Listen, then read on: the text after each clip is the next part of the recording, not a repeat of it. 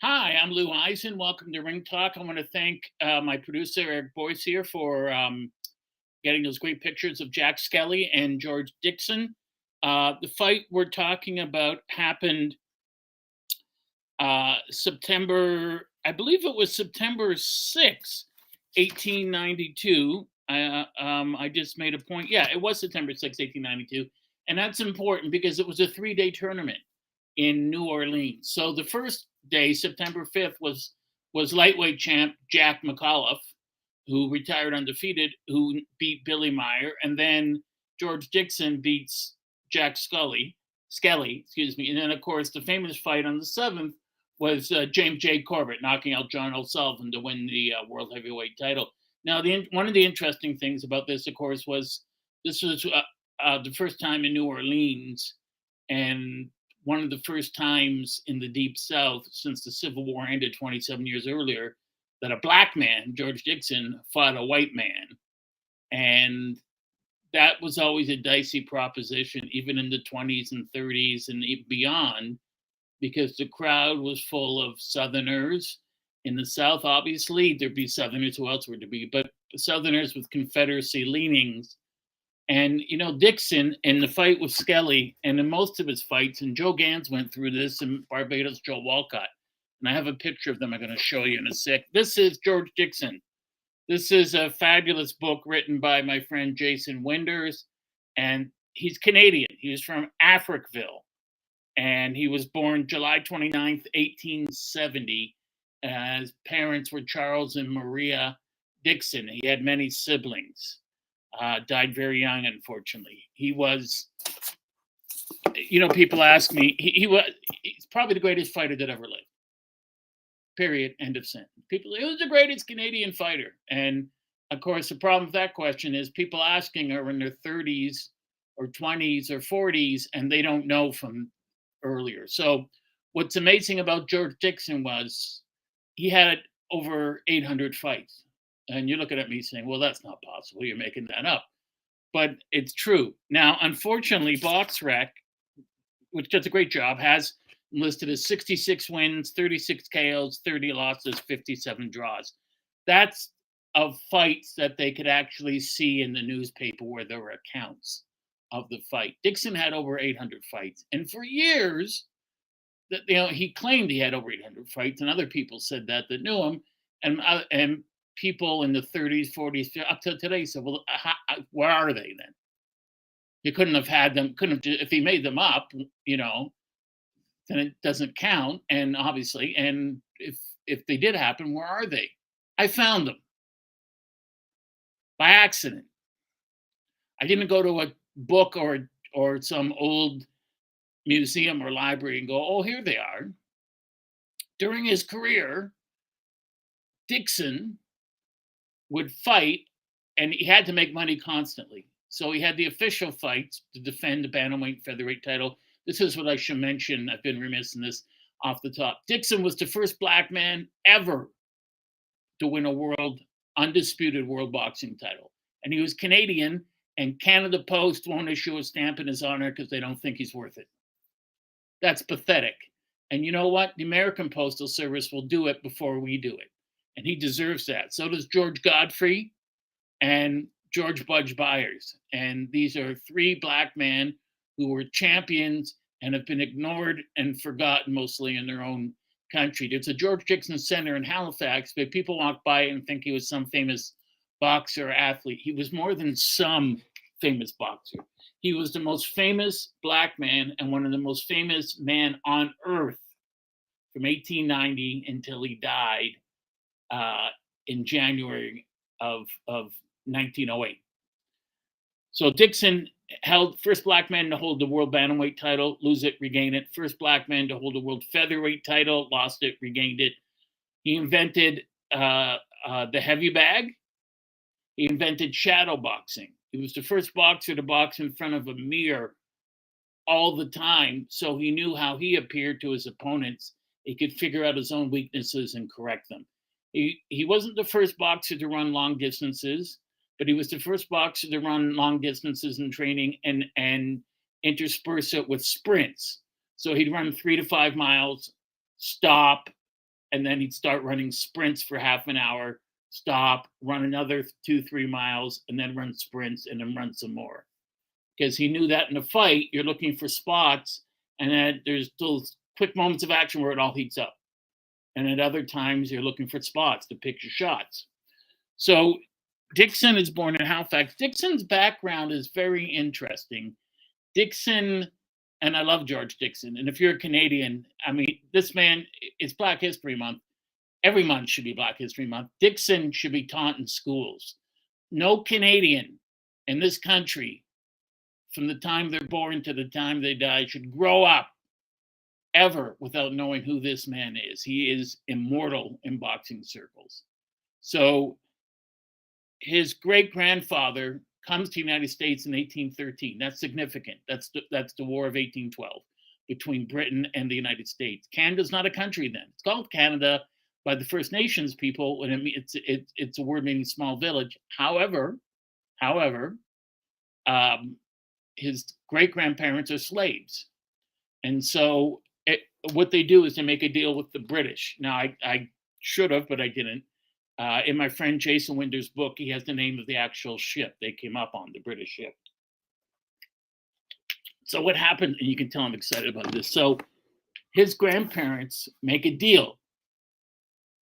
They make a deal with the British. We'll give you the location of American naval encampments here in the United States. In return, you get us up to Canada and freedom. And that's what they did. So between 8 and 13 families came up on a British naval destroyer, and they were dropped off in Halifax. Now, unlike today, where you might go through customs, or there might be people there to greet you, to help you, to give you food, shelter, wasn't like that. They just said, okay, we're in Halifax, you N-words, get off the boat, you're on your own. And that was it. Now, some of them had family that predated them in Canada, that'd been here before.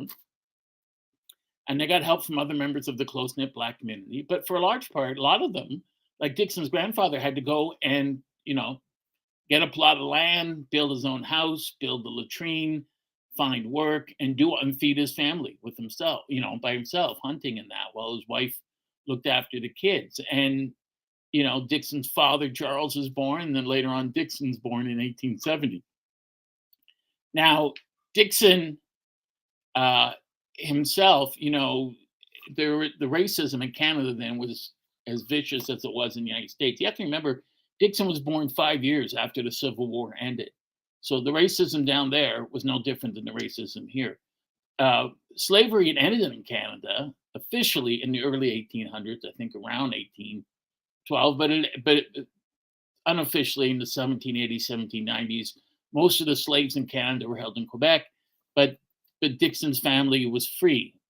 So Dixon's there in the Maritimes, young kid, going to school. Now I'm going to try to find you. I saw it earlier. I should have put a marker here in it. But in this book, this is a picture of the young George Dixon. This is a good-looking young kid. And I want you to remember this look. Remember that, because I'm going to show you a picture of him just before he died. And that's Dixon as a young guy. And he's about 11 years old. And Dixon, how did he learn to box? Well, the myth of the story is he learned to box by, there was a big fat bully at school who would pick on other kids. And Dixon noticed that all the kids would stand there in front of the bully and trade punches and lose. The bully was bigger and heavier. So what Dixon thought was, well, he's fat and heavy, so he can't fight like that for a long time. So when it was Dixon's turn to fight him, Dixon just kept running, and the bully would swing and miss and fall down. And when he got up, Dixon kept hitting him in the stomach over and over and over until the bully couldn't breathe and catch his breath. And then Dixon hit him in the face, and the bully cried him back down. And that, thus be it to all, sic semper tyrannis, thus be it to all tyrants. So Dixon's family, his parents, Charles and Maria, moved to Boston following a trend that other Black fighters' families had done, George Gottfried and George Budge Byers, because that's, or excuse me, that would happen, because that's where prosperity was. There was little you could do in Halifax if you were a black person back then. And when I say that, I didn't mean because of their faults. I meant because there was no opportunity. There were African Canadians who gone to medical school then and become lawyers, and obviously, like today, were intellectually brilliant and ready to work, but still, because of the color of their skin, they weren't given jobs. So they had to go work as a porter. Can you imagine going through medical school? You're going to be a doctor, you want to help society, and all you're good enough for is to be a porter on a train or to be a stevedore on the docks. Dixon's father was a stevedore. He worked on the docks. And Dixon's uncle, Charles, was a well-known pastor in the area. And his cousins were among the first hockey players. George Fosty, a friend of mine, wrote a great book called Black Ice. They're among the first hockey players ever in Canada, and they were all Black Canadians. And so Dixon goes to Boston with his family, and he gets a job as an apprentice with Elmer Chickering, a photographer. And all these boxers are coming in, and of course he's talking to them, and they're showing him stuff. And then one of them says, you should pick up this book by this guy, and it'll show you what to do. And that's how he, started to learn about boxing. Now, what I want to say, I want to get back to, I got off my point of that he had upwards of 800 fights and how I found them.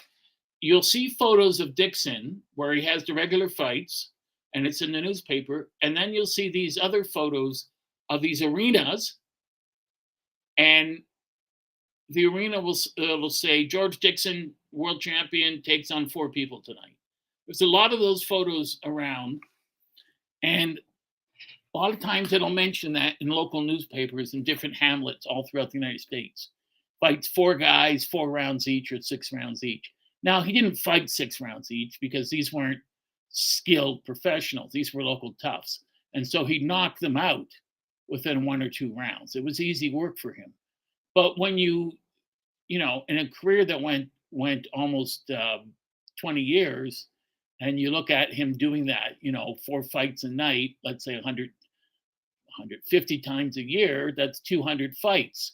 So not including his regular license fights. So Dixon, I think, had close to, from what I can count, upwards of 900 fights. And that's incredible, regardless of the fact that they were scheduled for 4 or 6 rounds, because a lot of fights back then were scheduled for 4 or 6 rounds. Now, so Dixon's in Boston, and the thing about Dixon is he learned from different people, but there's no precursor for him that he can learn from. In other words, there's no George Godfrey, who came from Charlottetown, who taught George Budge Byers, who ended up teaching Sam Langford. So, and this is another point. People say, who's the greatest Canadian fighter of all time? Well, most Americans will tell you Sam Langford. He had way over 300 fights. He won most of them by knockout, and incredibly skilled. He beat everyone from lightweight to heavyweight. And of course, another popular myth is, Johnson was afraid to fight him. Johnson wasn't afraid to fight him. Johnson beat Langford in Langford's 20th pro fight, and it was Johnson's, I think, 90th pro fight. And he easily beat him. But he saw how good Langford was going to become, and he himself drew the color line. So we have Dixon in Boston learning and fighting. And eventually what happens is a guy named Tom O'Rourke, whose sister he married. Tom O'Rourke sees him, and he's a real, as Joe Frazier would say, scambooga. This is a guy, if he was upset at Dixon, would smack him around. Became his manager. He was a good judge of boxing. He was able to show Dixon the ins and outs. Dixon, when he first saw him, had a great left jab, and he could hook off the jab, but he didn't use his right hand enough. So O'Rourke was the one who showed him, and Lennox Lewis showed me this once at his office when I was working for him, how you hide a right hand with your left jab. And after that, Dixon became unbeatable. There's a fight where he beats Johnny Murphy early in his career over 40 rounds, knocks the guy out in 40 rounds. And Dixon, you look at him, there's no blemishes, no cuts, no bruises, nothing. That's how good he was. The only fight you can compare Dixon to today would be a guy like Lomachenko or Devin Haney. Dixon was the guy that when you came at him, he would move out of the way and you would end up punching at air. It was like fighting a ghost. Now, his opponent, Jack Skelly, was born in New York. Skelly was an amateur. See, back then in boxing, you had your champions, but amateur boxing was looked on more favorably today, or back then, than pro boxing, because these guys were fighting for the love of it, apparently. And of course, anyone who knows anything about boxing knows that amateur boxing is the most corrupt sport next to professional boxing in the world. And you can tell that with the way Michael Conlon got screwed at the Olympics and what happened with Roy Jones Jr. at the Olympics. So Jack Skelly was one of three great Jacks that came out of New York. There was Jack Dempsey, not the heavyweight champ, but the non-imperial or non-parallel, the unparalleled, the great, the one only Jack Dempsey. His real name was Kelly, came from Ireland. He was the middleweight champ, and he only weighed 125, 130 pounds. But in those days, there were no strict weight limits. So you have Jack Dempsey, and then Jack McAuliffe, who became the lightweight champion. And Dempsey died young from tuberculosis, but one of his fights was here in Toronto. I'm still looking for a record of it. I've read it everywhere, against George Filjames, the former Brit who became a Canadian, for the middleweight title. And then they fought in Fishkill, New York, where Dempsey just annihilated him. However, they stuck together. Jack Skelly, Jack Dempsey, Jack McAuliffe. They trained together, always. And they worked together and at a barrel maker in a barrel maker shop, beer kegs and stuff and such in New York, but they trained together. So they would show each other stuff. Jack Skelly was a very good amateur fighter, and he had a good punch. But I wanted to show you here, there are some pictures of him that made me laugh, because he does not look like a fighter in these pictures. This is the one. He looks like a scared little boy. And look at the look on his face. And this was taken in the early 1890, I guess, 92. And if you look at the picture, here's the interesting thing about it. It said he won 170 and then won a 180-pound title. Really? Look at him. He weighs maybe 120 pounds, 125 pounds. And before he got in the ring, his manager had a big argument with George Dixon's manager about what the weight would be, because it was a featherweight fight. Featherweight today is 125. But back then, Dixon never weighed more than 109, 110 pounds for any fight. But his manager said, we'll agree to come in at 117. Skelly's manager said, we'll agree to come in at 120. And they argued. And they got down to 118. And Skelly's manager said, how about 118 and a half? And Tom O'Rourke wouldn't budge. And for about 5 days, they argued about half a pound. And finally, they said, just make it 118. You know, this is stupid arguing over this, but that's how petty they became. And it was 118. The only thing I can conclude about Skelly being an amateur champ at 170 or 180 is that that may have been the upper limit, or that may have been the weight of his opponent, but it certainly wasn't his weight. As I said, weight limits weren't codified back then. They weren't. There was a level that you were supposed to reach that you couldn't exceed, but you could fight for heavyweight if you were over 150 pounds, and you could fight as a middleweight as well. So it wasn't as strictly enforced, I should say, as it is today. Now, the Tournament of Champions was very special because the great John L. Sullivan was going to defend his title against James J. Corbett. Now, James J. Corbett was one of several James J's that held the world heavyweight title, James J. Jeffries and James J. Braddock. And of course, Braddock didn't have J as his middle name, but his manager, who was smart, Joe Gould, put it in because it was good for publicity. So we have Corbett beat Sullivan in 26 rounds. That's what everyone remembered. But Sullivan himself thought people should remember Skelly and Dixon. Here's the interesting thing. Sullivan drew the color line. He wouldn't fight a black fighter. He just refused. And I mentioned this several days or several weeks ago. He was supposed to fight George Godfrey twice, Canadian from Prince Edward Island, a black fighter who's the same height and in size, but he turned him down once when it was on a barge. Actually, rumored to be on a barge. Another time, it was at Madison Square Garden, where Godfrey went and challenged him right there in the ring during an exhibition, and he just laughed at him, just like peremptorily waved them off, which is a really racist thing to do. But it's hard to look at people from that era and color them as completely one thing. Sullivan, for whatever reason, loved George Dixon. So did Nat Fleischer, the editor and founder of Ring Magazine. Ring Magazine, by the way, wasn't created by Fleischer. It was created by Tex Rickard, the promoter, to help publicize his fights. It was an in-house publication to begin with.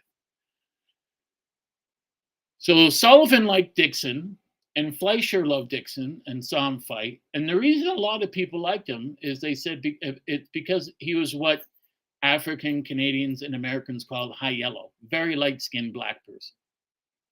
And because of that, Fleischer, who didn't do any research into Dixon, said that his father was a white British officer who had impregnated his mother, a former slave. So his mother, as far as I know, was not a former slave, and there is no white blood in Dixon's line.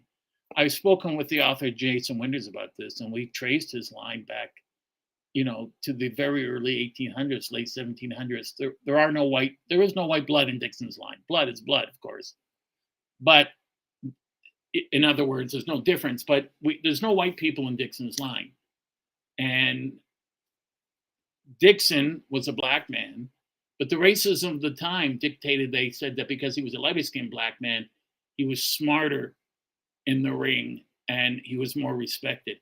And if you read the articles from the New Orleans Picayune regarding the fight with Jack Skelly, they'll say, well, he's not even a colored man. He's a mulatto. He's half white, half black. He wasn't. That's simply not true.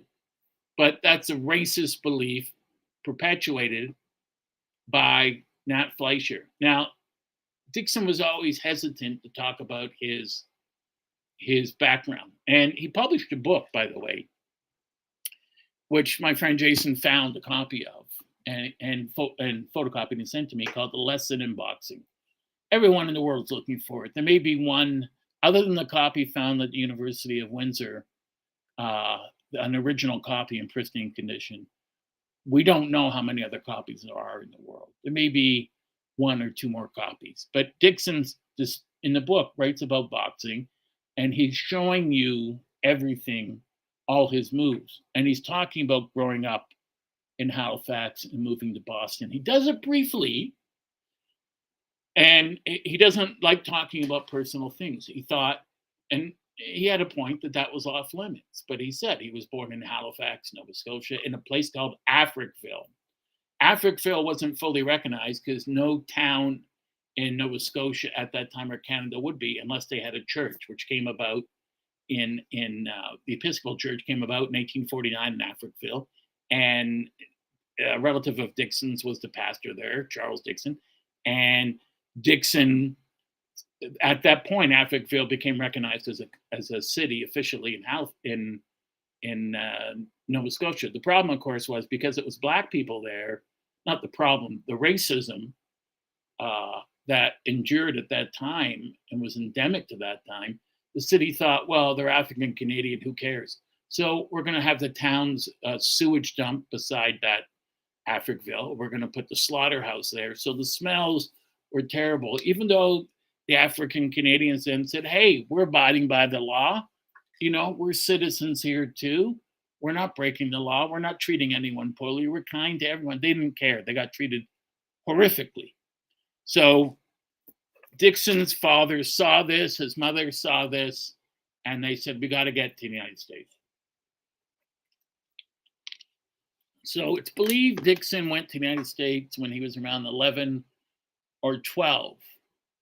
When I spoke to Bert Sugar, the late great writer historian of boxing, was a mentor of mine. He said there's lost years.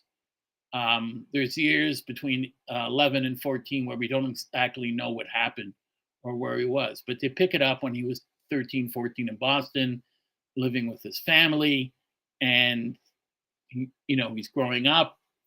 Still a lot of racism then, and he gets into boxing, and he has some amateur fights, and he starts doing well. He starts fighting professionally, hooks up a Tom at work, as I said, and his career starts to move.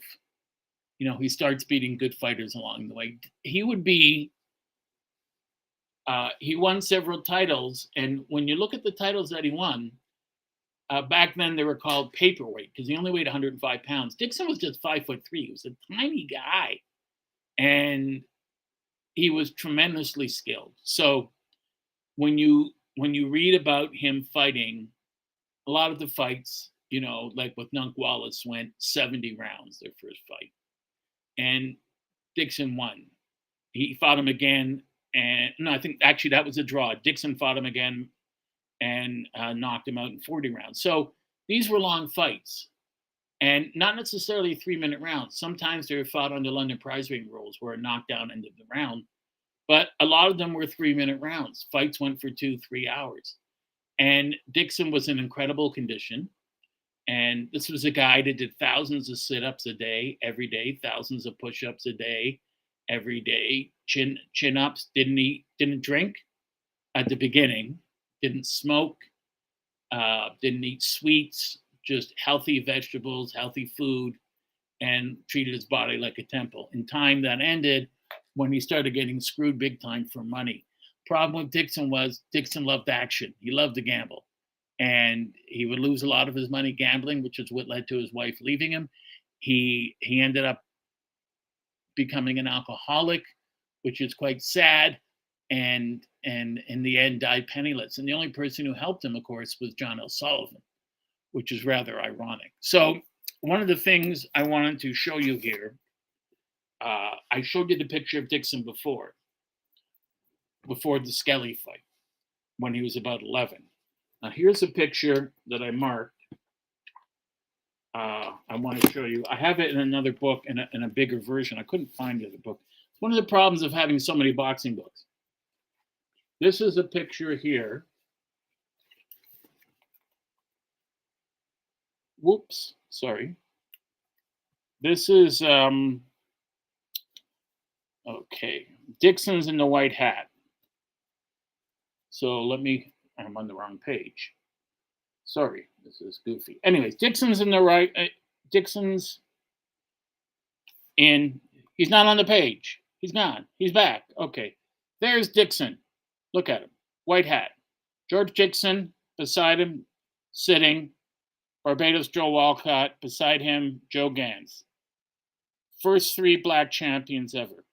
I think the man beside Dixon standing in the white hat is George Budge Byers, although I can't confirm that. So that's Dixon there. Look at the look on his face. Look how upset and downtrodden he looks. He is, this is after years of living, years of drinking, and life has taken its toll on him. Now, he fights Jack Skelly, and Skelly's a great fighter, great amateur fighter. But this was Skelly's first professional fight. You imagine that? It's like Lomachenko did that in his first professional fight, fought for a world title. He wasn't the first. Pete Rademacher did that against Floyd Patterson and dropped Floyd Patterson before Patterson knocked him out. Now, when you read about this in Colleen Aycock's wonderful book here, The First Black Champions, that's Sam Langford on the cover. She gives you a blow-by-blow here of the fight with Skelly. Now, it's from the New Orleans Times Pick AM. I'm just going to read you the last couple sentences. What happened in this round, in the 8th round, was Skelly would lunge at Dixon, and Dixon would get out of the way, and when Skelly would turn around, he'd hit him with a double jab in the face constantly. He was closing his eyes, come forward with the right hand in the ribs. He broke his ribs. He kept pounding him in the ribs to take his legs away. Kept pounding him in the throat, and he kept coming over. He kept moving, and he kept forcing this guy to come after him. He was countering him the whole time. And by the eighth round, Skelly had taken such a beating and had been chasing Dixon and hitting nothing that he was absolutely exhausted. And he couldn't keep his arms up. And his corner wanted to stop the fight after the seventh round, but he said, no chance. So as Skelly stood near his own corner with his seconds eager to aid him, but restrained by the rules, Dixon caught him with a left hand on the jaw and sent him down. And Dixon did not leave him this time. And as Skelly struggled up and made an effort to straighten out, Dixon feinted with his left because he was throwing his left jab constantly the whole time. But he saw a better chance and quickly bringing the right into play, delivered a quick, short, sharp, half-arm swing, the same kind of bitter Biev landed on Yard, with the right on the point of Skelly's chin, cracked him on the chin, short right hand, maybe 4 inches it traveled. Skelly went down in a heap. He fell in sections, legs, body, arms, collapsing in turn, and the head falling back as if the neck was actually broken. It was a complete and total knockout. And that was the skill of George Dixon. He'd maneuver this guy, he got him to spend his energy, and then he just knocked him out. And he did that to a lot of guys. And this was interesting because in this fight, usually the crowd would be segregated, right? Blacks on one side, whites on another. But Dixon said, no, I don't want blacks sitting at the top not seeing the fight. He made a demand, I'm not fighting. And everyone wanted to see him fight because then he was recognized as the best fighter in the world, pound for pound. So the audience has to be mixed. So for that only time, on that day, September 6, 1892, it was a mixed crowd. Now, later on, the authorities were outraged, and the government was outraged, and so were the people. But by then, Dixon had long left. He didn't really care at that point. And he controlled the fight from the first round on. Skelly was an amateur. He was a good amateur. But Dixon had already had, a couple hundred fights. So this wasn't new to him. I mean, this was 1892. Dixon turned pro around 1887 at the age of 17, 18. And between that and the age of, next 4 years, he was fighting 50, 60, 70 times a year. So he had a lot of fights. He was very experienced. He was still learning from older fighters. And O'Rourke had showed him what to do in different situations. And O'Rourke, of course, treated him, as I said, horrifically bad, stole his money. And what money Dixon did get, he wasted as it was anyways, because growing up poor and getting a lot of money from fighting, you don't know what to do. No one's there to say, listen, you're going to retire one day and you want some money left over to live off of. And of course, even though he was getting something like $17,500 for this fight, which in 1892 was an unheard of amount of money for a fighter, and especially an African American or African Canadian fighter, he still had to give part of that to his manager and had to pay off various people. The other thing you have to know about George Dixon, and this is one of the most important things, and it applies to Joe Gans and Barbados Joe Walcott, and especially Jack Johnson. Dixon, when he got in the ring, was not allowed by mutual agreement to knock the man out early. He would have been lynched. He had to agree when he was fighting a white person to let them get punches in and land punches and bloody his nose a bit. That was the deal, because if he just went in and fought to his full abilities and knocked Skelly out within a minute, which he easily could have done, it's likely that he would have been killed. The other thing you have to know about Dixon was someone once said to Dixon, how come you never fight along the ropes? You're always in center ring. And Dixon pulled up his pant legs to reveal his legs from the shins down. And he had big chunks of skin missing in his legs. And what happened was, when he got near the ropes in his opponent's corner, the opponent's cornerman and bigots in the audience would bash him on the leg with metal pipes, bats, hit him with knives or straps. And of course, he couldn't complain. You complain, you got shot. You complain, and they would say, fight's over, you lose. and then the audience could attack him. Dixon fought most of his fights knowing there were people in the audience with guns who would have easily and readily killed him if he was too much for that fighter. So a guy like Sonny Liston fighting back then wouldn't have lived that long based on how good he was in the ring. And somebody like Muhammad Ali, they just wouldn't have put up with that. They would not have allowed him to fight. Of course, sadly, with Ali, his birthday was this past January 17th. The sad thing about him, of course, was that they didn't allow him to fight. They did to him what they'd done to Jack Johnson, but I'm getting off topic here. So because of that, because of the people going after him illegally when he was on the ropes, Dixon had to do most of his fighting in the center of the ring. Dixon was an expert at leaning on a guy and positioning him with his shoulders. He was an expert with his feet. Dixon knew that he could put his lead left foot between his opponent's feet, thereby immobilizing him, not letting his opponent move to either side, and then shoe shine him. And I don't mean that in a derogatory term. I mean shoe shine him, landing dozens of blows to the stomach and to the liver, and then bringing it upstairs. Dixon was great when he was in close. He would move back a step and throw a right uppercut, which was devastating. And so Dixon, if you find a book online, A Lesson in Boxing, it's just phenomenal what he could do. I mean, he knew everything. He knew how to throw the right hook, the left hook. He even mentioned the famous pivot punch, which was outlawed, which was like a spinning back kick in karate, but you do it with your elbow and your forearm. So he knew every punch. He knew what to do. He knew what to do when whatever his opponent was doing. And when he got in the ring and sparred to get ready for his fights, he didn't just go all out and try to kill the man.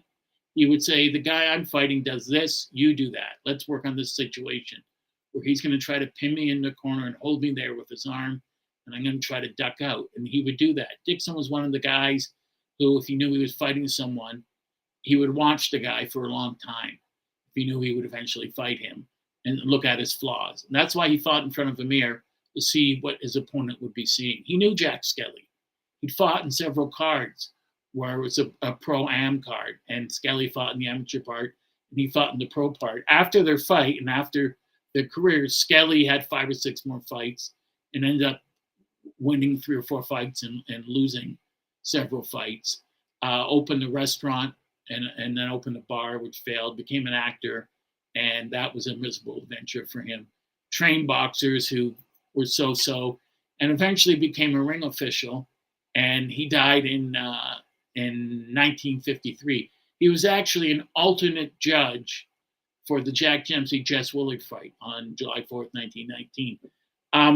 In a book called The Greatest Fighters, Boxing's Greatest Fighters by Bert Sugar, Bert gives an incorrect date for the death of George Dixon. He lists it as 1909. It wasn't 1909. It was January 6, 1908, 2 p.m., Bellevue Hospital in New York. He was taken to Bellevue, and he was there with by a friend who most people believe was John L. Sullivan, who he said was the only friend he had and the only person that really cared about him. Sullivan supported him financially. This is the conundrum of John L. Sullivan, who drew the color line and didn't give black fighters any respect, but he loved George Dixon like he was a son. And he wrote a column in many newspapers called Jolts from from John L. Sullivan. That's what it was called. And Jolts from John L. And in almost every article, he would say this guy was great and that guy's great, but he wasn't George Dixon, who was the single best fighter, pound for pound, I ever saw and that will ever live. So Dixon was survived by his father, 4 brothers, and a sister. His funeral was Tuesday, January 7th, 1908. Thousands filed past his coffin. Before that, in New York. And then they brought him to Boston, and January 7th wasn't the funeral. I apologize. That's my mistake. The funeral was January 9th on a Thursday at the Charles Street African Methodist Episcopal Church in Boston, where about 2,000 to 3,000 people were inside. Another 3,000 to 5,000 were outside. And they erected a memorial fountain for him in New York. And Skelly, as I said, died May 1953. So Johnson's final record, or Johnson. Dixon's final record, 66 wins, 36 KOs, 30 losses, 57 draws. But really, it should be, I would estimate, upwards of 900 fights, of which I would say he probably won, well over 800 of them, fighting all across the United States. He fought, I think, one fight he fought in Canada, 1 or 2 fights in New Brunswick, and then that was it. Because like most Canadian fighters, if you're good, you have to go down to the States to make real money. You're not going to make it in Canada unless you're fighting in Canada's boxing capital, Montreal. So what I want to say is, the people watching, you can do me a favor and do yourself a favor and do all of Canada a favor. Contact your MP and get them to contact Canada Post, or contact Canada Post directly and get them to issue a stamp in George Dixon's name. The man deserves it.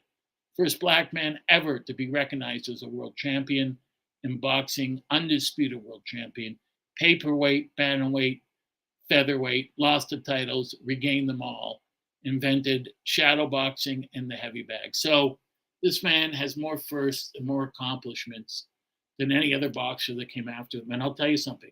If there's no George Dixon, then there's no Sam Langford. Then there's no George Chuvalo. Then there's no Lennox Lewis. There's no Johnny Colon. There's no Tommy Burns. He was the first man to put Canada on the map in boxing and say, we count. We're not only as good as the Americans, in many cases, we're better. In fact, we're the best in the world. And that's the story of the immortal George Dixon. My name's Lou Eisen. Please go to my Substack, Once Upon a Time in the Prize Ring. The address is there on your screen. And I will soon be posting an article this week about George Dixon. I hope you enjoy the rest of your weekend and be safe, be well. See you next Sunday.